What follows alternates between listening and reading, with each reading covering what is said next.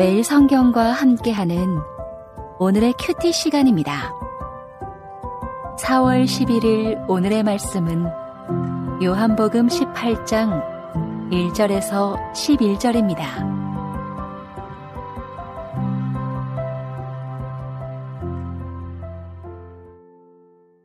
예수께서 이 말씀을 하시고 제자들과 함께 기드론 시내 건너편으로 나가시니 그곳에 동산이 있는데 제자들과 함께 들어가시니라. 그곳은 가끔 예수께서 제자들과 모이시는 곳이므로 예수를 파는 유다도 그곳을 알더라. 유다가 군대와 대제사장들과 바리새인들에게서 얻은 아랫사람들을 데리고 등과 횃불과 무기를 가지고 그리로 오는지라. 예수께서 그 당할 일을 다 아시고 나아가 이르시되 너희가 누구를 찾느냐? 대답하되 나사렛 예수라 하거늘 이르시되 내가 그니라 하시니라. 그를 파는 유다도 그들과 함께 섰더라. 예수께서 그들에게 내가 그니라 하실 때에 그들이 물러가서 땅에 엎드러지는지라.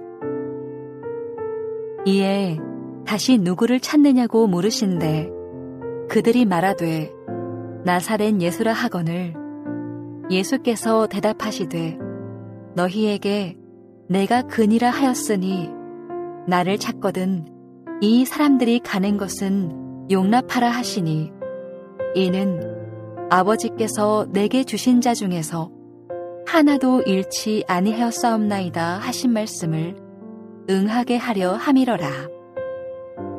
이에 시몬 베드로가 칼을 가졌는데 그것을 빼어 대제사장의 종을 쳐서 오른편 귀를 베어버리니 그 종의 이름은 말고라. 예수께서 베드로더러 이르시되 칼을 칼집에 꽂으라. 아버지께서 주신 잔을 내가 마시지 아니하겠느냐 하시니라. 또 알게 하리니 이는 나를 사랑하신 사랑이 그들 안에 있고 나도 그들 안에 있게 하려 함이니이다. 나는 아버지께로 가옵나니 거룩하신 아버지여 내게 주신 아버지의 이름으로 그들을 보존하사 우리와 같이 그들도 하나가 되게 하옵소서. 내가 그들과 함께 있을 때에 내게 주신 아버지의 이름으로 그들을 보존하고 지켰나이다.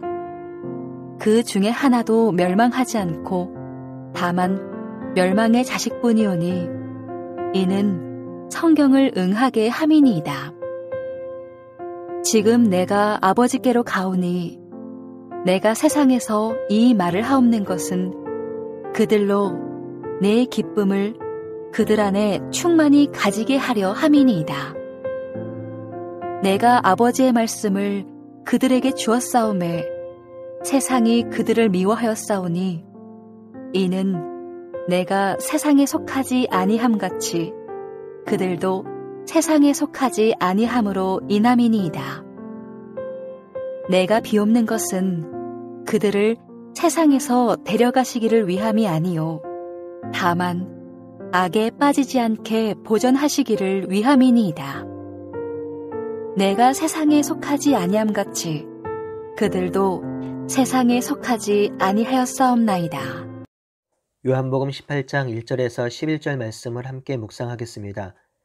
고난주간 첫째 날이 되었습니다. 올해 고난주간에는 교회에서 새벽에 함께 기도하며 주의 고난을 묵상하고 동참하려 했는데 제가 코로나 확진이 되어 부득이하게 설교 파일만 업로드하게 되었습니다. 월요일부터 수요일까지는 설교 파일을 업로드하고 자가격리가 해제가 되면 목요일부터 토요일까지 새벽 기도회를 교회에서 모이고 온라인으로도 송출하겠습니다. 고난주간 동안 요한복음 18장, 19장을 묵상할 것인데요. 우리 예수님이 감당하신 십자가와 죽음을 묵상하며 예수님의 길을 따라 순종하는 우리 모두가 되기를 바라고 소원합니다. 오늘 본문을 묵상하겠습니다. 요한복음 18장 1절에서 11절은 예수님이 십자가 고난과 죽으시는 길을 걸어가심에 있어서 얼마나 주도적이고 당당하게 걸어가고 있는지를 너무나도 잘 보여줍니다. 첫 번째, 체포당할 장소로 주도적으로 가십니다. 예수님께서 고별 기도를 마치시고 제자들과 함께 기드론 시내 건너편으로 가셨습니다. 이곳에 동산이 있는데 제자들과 가끔 가셨던 곳으로 예수님과 함께 지냈던 자들은 예수님이 여기 계실 것을 알고 있었습니다. 물론 가룟 유다도 알고 있었지요. 가룟 유다는 망설임 없이 이곳으로 체포해 갈 사람들을 데리고 왔습니다. 그럼에도 불구하고 예수님은 자신이 잡히실 곳에 미리 가 계신 것입니다. 보통 체포를 당할 상황이면 이리저리 도망 다닙니다. 예수님도 십자가의 길을 거부하셨다면 아마도 이 장소로 오지 않고 숨으셨을 것입니다.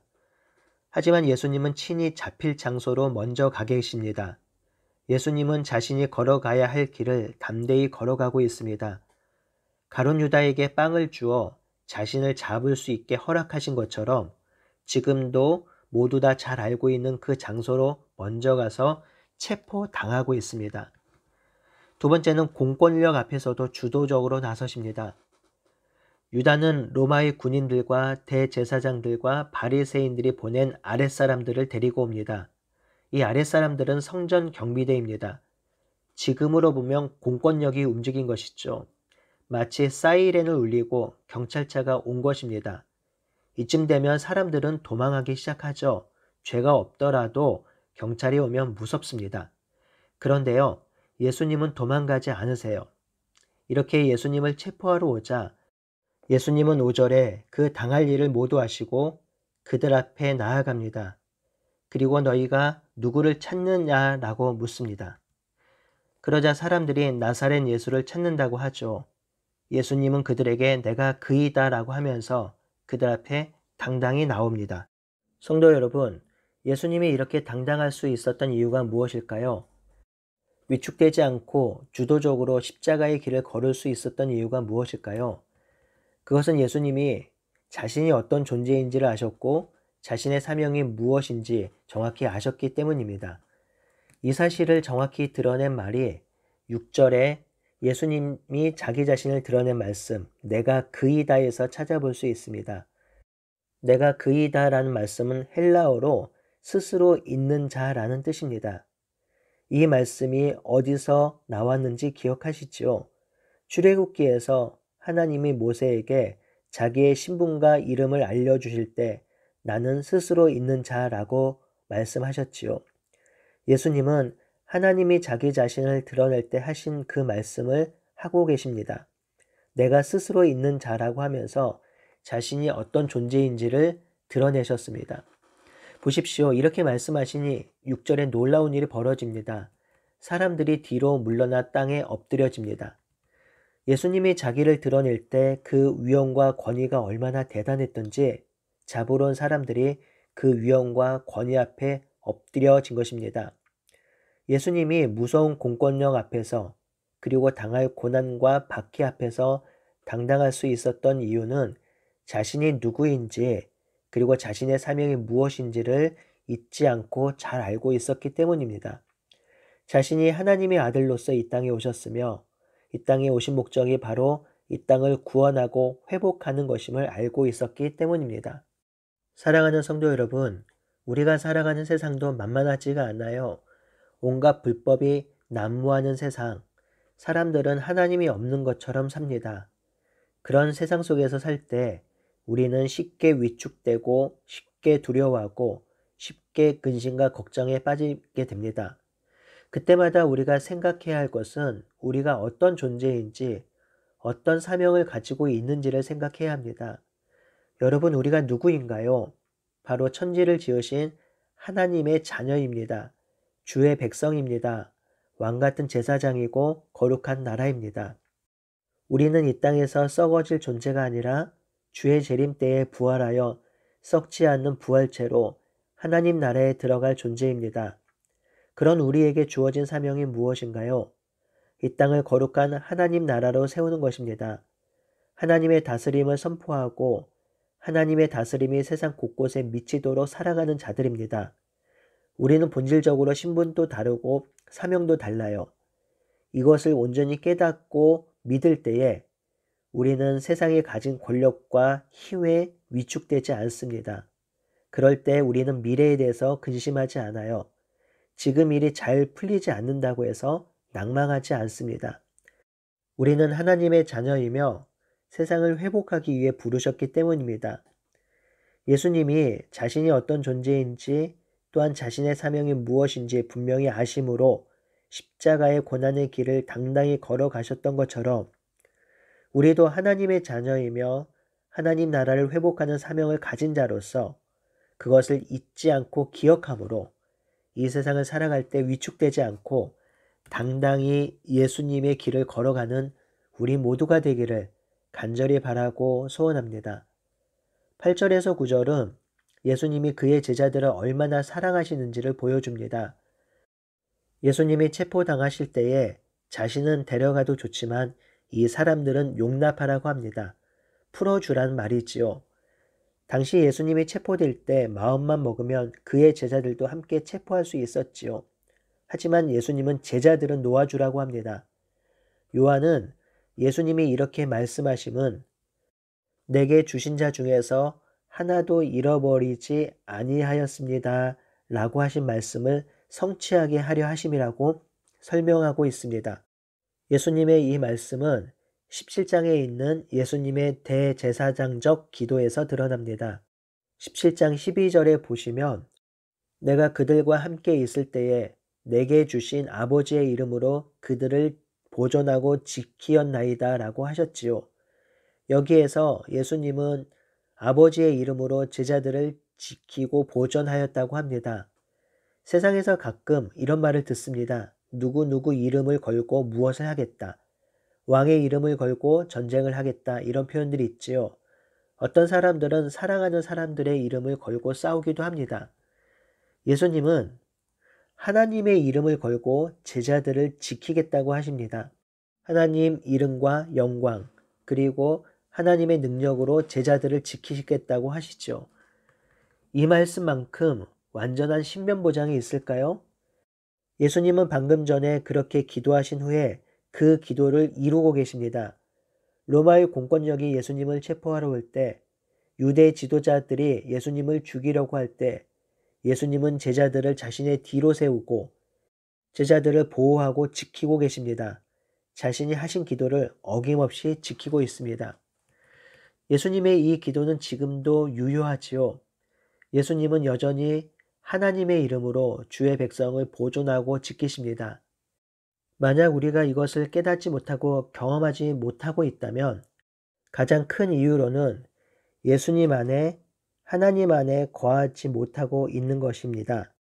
진실로 예수님은 그의 백성을 끝까지 지키고 보존하십니다. 다만 관계가 소원해져서 하나님의 이름으로 보존하시고 지키시는 것을 경험하고 깨닫지 못하는 것뿐이지요. 그러니 우리는 부단히 예수님 안에 거하고 예수님과 교제하며 사랑을 나누는 자리로 나아가야 합니다. 예수님은 언제나 하나님의 이름으로 우리를 안전하게 보존하고 지키고 계십니다. 이제 마지막 10절에서 11절을 살펴보겠습니다. 이는 어떤 방식의 승리를 가져다 주는지를 보여주는 중요한 단락입니다. 체포하러 온 사람들은 무기와 횃불과 병기를 가지고 왔습니다. 그런데 베드로가 이들 앞에서 칼 하나를 휘둘러서 말고의 귀를 자릅니다. 베드로는 예수님을 위한 마음과 의협심으로 이런 행동을 했겠지요. 이에 대해 예수님은 베드로를 꾸짖지 않습니다. 대신 중요한 두 말씀을 하시죠. 하나는 칼을 칼집에 꽂으라. 그리고 또 하나는 아버지께서 주신 잔을 내가 마시지 않겠느냐라고 하십니다. 칼을 칼집에 꽂으라는 말은 무력과 칼로 하나님 나라가 세워지지 않는다는 것을 보여줍니다. 베드로가 가진 칼과 그들이 가진 무기와 병기가 싸우면 누가 이길까요? 당연히 그들이 이깁니다. 싸움이 되지 않습니다. 무기도 그렇고 사람도 그렇고 힘도 그렇습니다. 싸움이 되지 않지요. 하지만 예수님은 그들을 이길 수 있는 승리의 길을 몸소 보여주십니다. 바로 진노의 잔을 마시는 것입니다. 모든 사람을 위한 대속의 죽음의 길을 걸으십니다. 자기 목숨을 내어주는 길을 걸으십니다. 세상은 이런 길을 패배자의 길이라고 하지요. 이런 방법으로는 승리할 수 없다고 합니다. 하지만 예수님은 칼을 칼집에 넣으라고 하면서 고난의 길, 순종의 길을 걸으십니다. 이것이 승리의 길이지요. 사랑하는 성도 여러분, 예수님은 자신이 감당할 길을 당당히 걸으셨습니다. 자신이 바로 하나님의 아들이며 자신의 사명이 무엇인지 분명히 알고 있지 않으셨기 때문입니다. 그리고 그 길을 승리의 길이라고 가르쳐 주셨습니다. 그리고 그 길을 걷는 제자들을 아버지의 이름으로 보존하고 지킬 것이라고 하셨습니다. 고난주간 첫째 날입니다.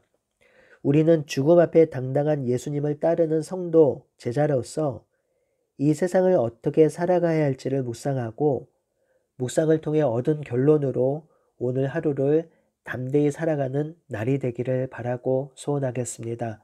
아멘.